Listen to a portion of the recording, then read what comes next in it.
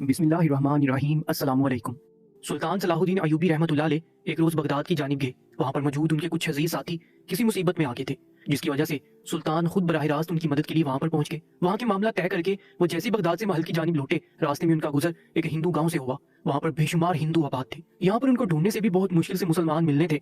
उनका दिल बहुत अजीब सी घुटन का शिकार हो रहा था। उन्होंने चारों जानिब निगाहें घुमाकर उस गांव को देखा। वो हमेशा से ही एक सच्चे मुसलमान रहे थे। उनका एक ही ईमान था, अल्लाह पर यकीन रखना और मोहम्मद मुस्तफ़ा सल्लल्लाहु अलैहि वसल्लम को आखिरी रसूल और नबी मानना। उनका ये ख्वाब था कि इस दुनिया पर सिर्फ और सिर्फ मुसलमानों की हुकूमत हो और इस दुनिया में सिर्फ मुसलमान ही रहें। लेकिन ऐसा तो नामुमकिन था। उन्होंने एक आस बड़ी निगाह से पूरे गांव को देखा कि काश ये गांव मुसलमान हो जाए। दिल में हसरत लिए उन्होंने अपने दिल को काबू किया और वापस महल की तरफ रवाना हो गए। लेकिन इससे पहले ही एक सफेद लिबास में खुद को ढांपे एक लड़की उनके घोड़े के बिल्कुल सामने आ गई थी। सुल्तान सलाहुद्दीन अय्यूबी रहमतुल्लाह अलैह ने बरवक्त अपने घोड़े को रोका। अगर वो नहीं रोकते तो यकीनन उस लड़की को नुकसान पहुंच जाता। उनके साथ उनके सिपाही में से 5 सिपाही भी मौजूद थे और उनका खास वजीर भी उनके साथ था। सुल्तान अपने घोड़े से नीचे उतरे और कदम ब कदम चलकर उस लड़की के पास आके वो लड़की ऐसा महसूस होता था जैसे कोई पुरनूर फरिश्ता हो। उसका लिबास बिल्कुल साफ सुथरा था। उसकी बड़ी बड़ी आंखें उसके नकाब के हाले से छलक रही थी। सुल्तान सलाहुद्दीन अय्यूबी रहमतुल्लाह अलैह को वो लड़की बहुत नेक लगी। उसके पास जाकर उनको वो लड़की कोई मामूली लड़की नहीं लगी, बल्कि एक पुरनूर रोशनी लगी। उन्होंने अपने कदम उस लड़की से चंद कदम पहले ही रोक लिए और अपनी आंखें झुकाकर उस लड़की से पूछने लगे कि ये क्या तरीका है किसी के घोड़े के सामने आने का। उनका लहजा निहायत नरम था। उस लड़की की आंखों में आंसू थे।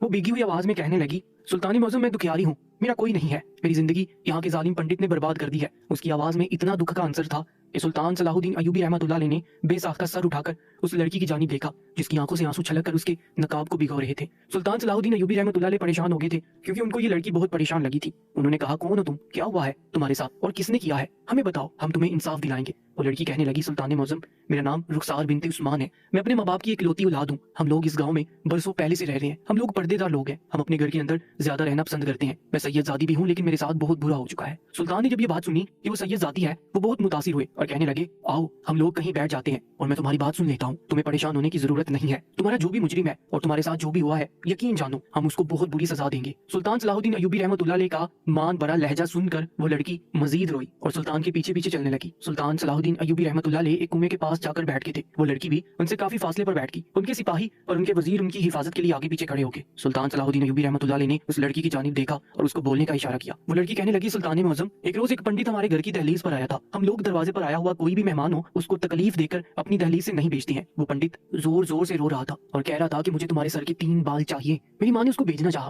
क्योंकि वो मेरे लिए नामहरम था। मैं किसी सूरत भी उसको अपने बाल नहीं दे सकती थी, लेकिन वो हमारी दहलीज पर गिर गया। मिन्नतें करने लगा कि मुझे इस लड़की के 3 सर के बाल चाहिए। वो उस चौराहे पर आकर खड़ा हो गया था कि अगर मैं उसको अपने सर के 3 बाल नहीं देती तो वो अपने आप को वहीं खत्म कर देता। इस वजह से मेरी माँ को उस आदमी पर तरस आ गया और मेरे सर के 3 बाल उसको दे दिए। वो मेरे 3 बाल लेकर बहुत खुश हो गया, चला गया। मैं उस आदमी को तब तक अपनी दहलीज पर खड़ी होकर देखती रही थी जब तक वो मेरी आंखों से ओझल नहीं हो गया था। उसके जाने के बाद मेरा दिल एक अजीब सी कैफियत का शिकार था। रात के पहर जब हम लोग अपने घरों की खिड़की और दरवाजे बंद करके सो गए तो रात की आधी पहर मेरी आंख खुली। मुझे बिल्कुल होश ना था कि मैं क्या कर रही हूँ। मेरे सर पर हिजाब ना था, मेरे जिस्म पर दुपट्टे का एक टुकड़ा नहीं था। मैं बिना अपने माँ बाप की परवाह किए बगैर अपने घर का दरवाजा खोलकर नंगे पांव अपने घर से निकल गई। मुझे कुछ इल्म ना था कि मैं कहाँ जा रही हूँ। ये सब चीजें मुझे सुबह उठने के बाद याद थी कि मैं अपनी जिंदगी में क्या कर चुकी हूँ, लेकिन उस वक्त ऐसा महसूस होता था जैसे मुझे किसी ने अपने काबू में किया हुआ हो। मैं सीधा सीधा चलती हुई उस पंडित के पास पहुंच गई और जाकर उस पंडित की गोद में सर रखकर लेट गई। इसके बाद मुझे याद नहीं इस पंडित ने मेरे साथ क्या किया था, लेकिन सुल्तान मौज़म, मैंने कभी भी ऐसा कोई काम नहीं किया जिसकी वजह से मेरी माँ को तकलीफ हो या उसकी इज्जत पर आंच आए। हम लोग सैयद हैं, हम लोग अपने पर्दे का बेइंतहा ख्याल रखते हैं। मैं मर तो सकती थी लेकिन